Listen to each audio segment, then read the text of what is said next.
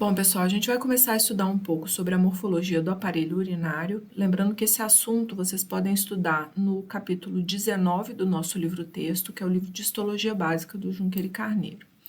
Então, nessa imagem inicial, vocês podem observar os elementos que constituem o aparelho urinário, que são os rins, os ureteres, a bexiga e a uretra.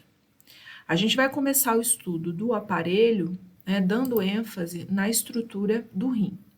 Então, nessa outra imagem, a gente pode observar um corte de um rim, onde a gente consegue identificar todo o seu elemento cortical, que é essa porção periférica, o córtex renal, e internamente existe a medula renal, toda essa região interna, que inclui as pirâmides que estão nesse destaque e o tecido que fica aqui localizado entre as pirâmides também. A gente pode observar ainda que o rim apresenta uma vasta rede vascular. E essa vascularização é imprescindível para a função renal, que consiste em um processo de produção de urina a partir de mecanismos de filtração do sangue. Então, esse sangue que chega através dessa rede vascular vai passar por um processo de filtração. E a produção da urina inclui também processos de reabsorção e secreção de algumas substâncias. A gente vai falar um pouco disso ao longo do estudo. Além desses elementos que já foram citados, a estrutura renal inclui também elementos de escoamento da urina. Então, são elementos que vão receber a urina produzida, nas unidades funcionais que ficam localizadas entre córtex e medula, e vão drenar essa urina produzida para a pelve renal, que é essa estrutura que está localizada nessa região, essa é a pelve renal, tá? E essas estruturas incluem os chamados cálices maiores e cálices menores, tá? Se a gente eliminar esses elementos aqui da estrutura renal, a gente pode observar com um pouco mais de detalhes esses elementos que são chamados de cálices renais. Tá? Então, aqui vocês podem entender por que eles recebem esses nomes de cálices menores e cálices maiores, tá? São estruturas de transporte mesmo, que vão drenar toda essa urina que vai escoar aqui para dentro. A urina passa através dos cálices, ela entra aqui na região da pelve renal e da pelve ela escoa diretamente para os ureteres. Tá? Então, todos esses elementos aí fazem parte da estrutura dos rins. A gente pode observar ainda que o rim tem esse aspecto, com formato de ferradura. Ele tem uma cápsula de revestimento, uma cápsula fibrosa, que faz o seu revestimento externo.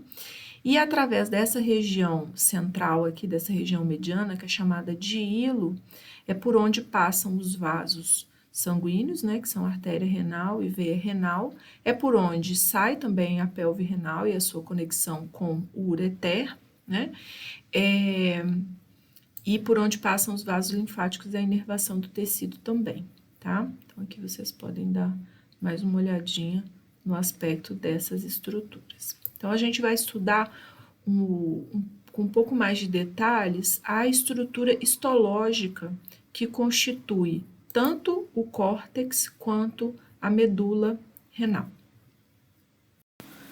Nesse outro modelo, a gente pode observar uma estrutura microscópica que é a estrutura responsável por toda a função renal, tá? Que é o néfron.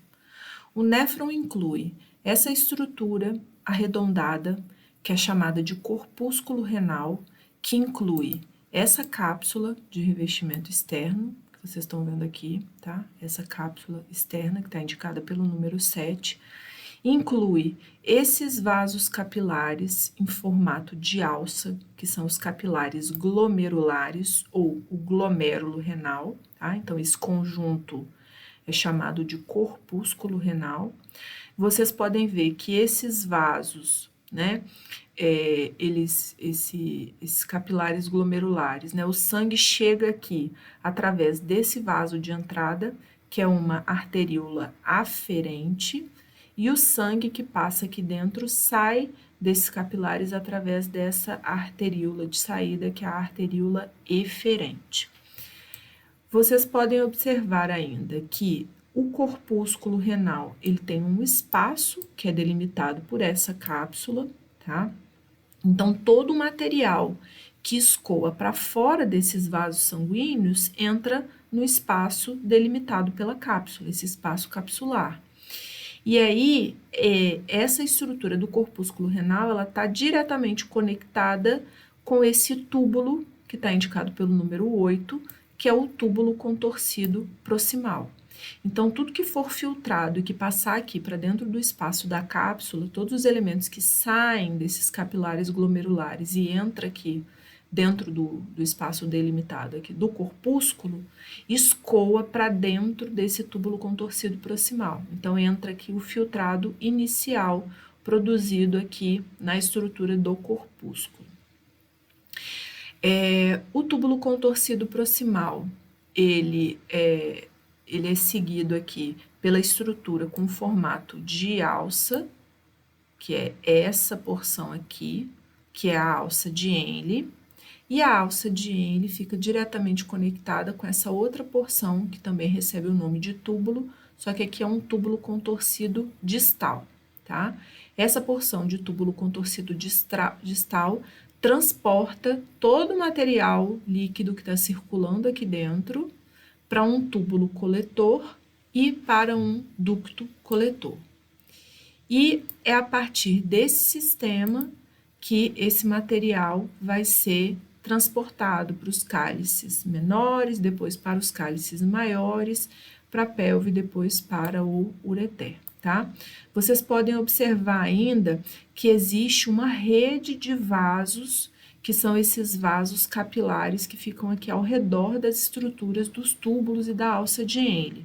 Esses capilares são chamados de capilares peritubulares. Para que servem esses vasos capilares? Todo o processo de formação da urina, ele envolve 3 processos básicos: a filtração, a reabsorção e a secreção.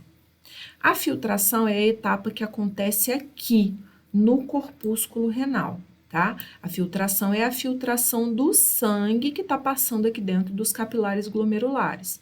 Então, alguns dos elementos que estão aqui dentro desses vasos sanguíneos, eles precisam ser excretados do organismo. Então, eles saem desses vasos sanguíneos, entram aqui nesse espaço delimitado pela cápsula. Essa cápsula é chamada de cápsula de Bowman, tá? Depois a gente vai ver mais alguns detalhes da estrutura da cápsula. E esse processo é o processo primário de produção da urina. Depois que esse filtrado entra aqui, ó, no lúmen do túbulo contorcido proximal e passa através dessas estruturas tubulares, alguns elementos que foram filtrados aqui e entraram nesse sistema de túbulos, esses elementos, algumas vezes, eles podem ainda ser aproveitados pelo organismo.